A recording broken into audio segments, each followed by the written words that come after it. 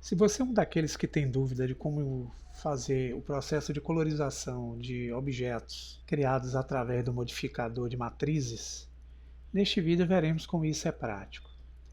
Nós vamos criar aqui um conjunto de matrizes usando aqui inicialmente uma mesh do tipo Cylinder. Eu vou só abrir as propriedades, diminuir o raio aqui para 0,5 e a profundidade eu vou deixar em 0,7. Eu vou agora fazer uma rotação desse objeto pelo eixo Y em 90 graus, aproveitando aqui a propriedade Rotation Y, 90, Enter. Vou fechar as propriedades.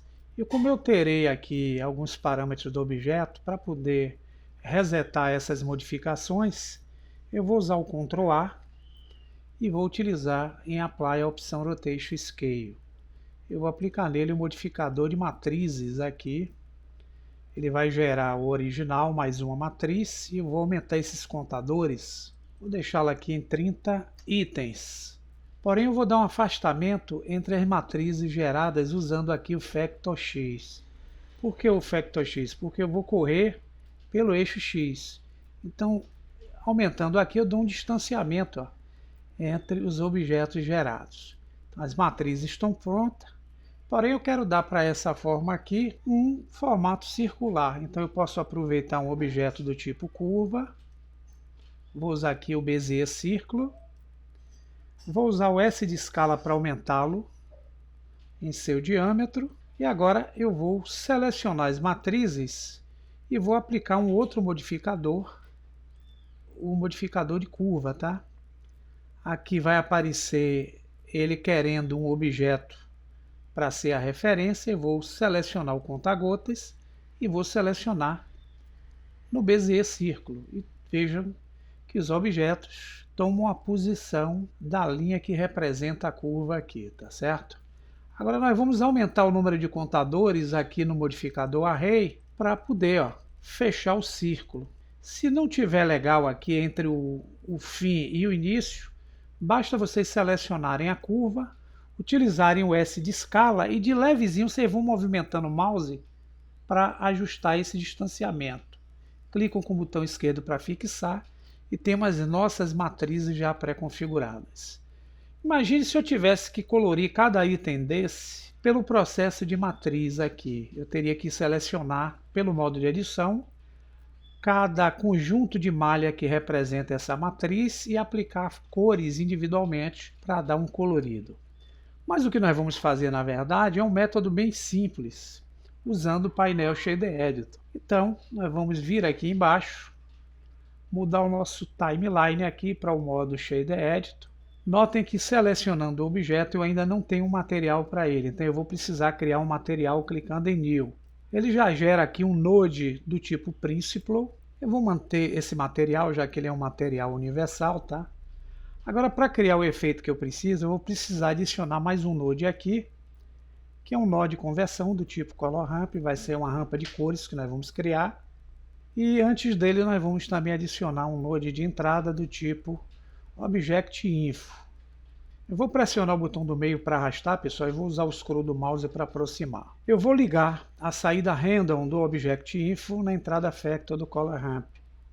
E vou utilizar o Color ligado ao Base Color do Principal BSDF. Para ver as cores funcionando, eu vou precisar mudar minha viewport para um modo que pode ser o material prévio ou então o modo renderizado. Vou usar aqui no material prévio. Notem que eu vou ter uma tonalidade de cinza, não é bem o que eu quero. Eu quero gerar cores diferentes em cada item desse. Então eu posso acrescentar aqui nessa Color Ramp algumas outras setinhas de cores para poder fazer o efeito que eu preciso. Clico no sinal de mais uma vez, eu gero uma seta. Novamente, eu gero outra seta.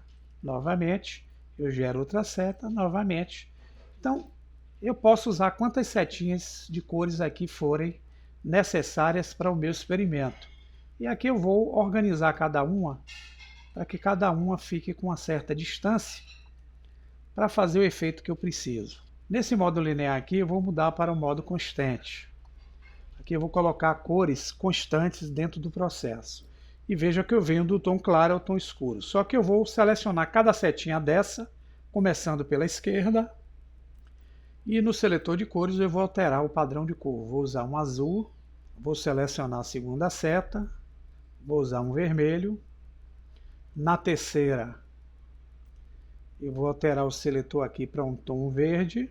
Na quarta vou usar um tom laranja e vou intensificar essa cor. Na quinta vou usar um tom magenta.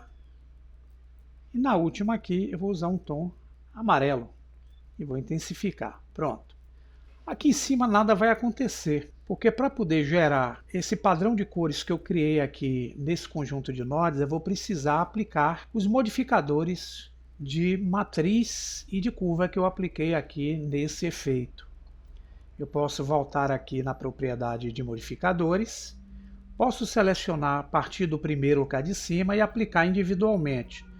Mas para facilitar esse processo, eu vou fazer o seguinte: com o cursor na área 3D, basta eu usar o atalho Ctrl A, eu abro o menu chamado Apply e uso essa opção aqui, ó, Visual Geometry Mesh. Se vocês olharem lá para a propriedade de modificadores, quando eu clicar aqui, ó, ele já aplica diretamente os modificadores. E aí vocês vão me perguntar: poxa, ótimo, mas cadê as cores que eu gerei aqui dentro do Color Ramp no objeto? Aí eu vou precisar fazer um efeito. Com esse objeto eu entro no modo Edit Mode.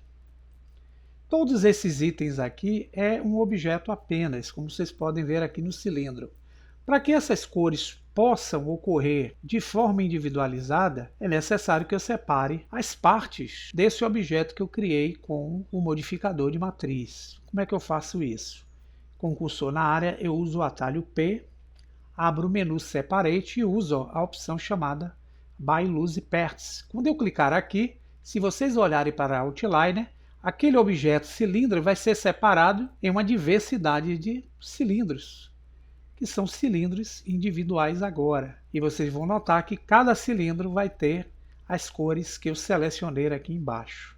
Então, voltando agora para o Object Mode, percebam que eu tenho as matrizes coloridas de forma bem simples, sem ter a necessidade de ter que selecionar cada um e fazer isso manualmente. Todos esses objetos, quando foram convertidos após a aplicação do modificador, mantiveram o ponto de origem aqui bem no centro. Então cada objeto desse que você selecionar vai estar com ponto de origem na parte central. Então se eu quiser fazer transformações de cada objeto de forma individual, é necessário que eu mande para cada objeto os seus pontos de origem de volta.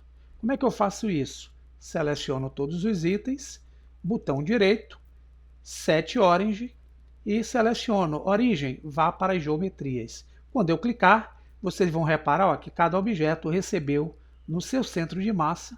Os seus pontos de origem podem ser manuseados a partir desse ponto de origem que está dentro dele, não mais pelos pontos de origem que estavam no centro. Espero que tenha esclarecido esse método, que vocês aproveitem bem e até o próximo tutorial.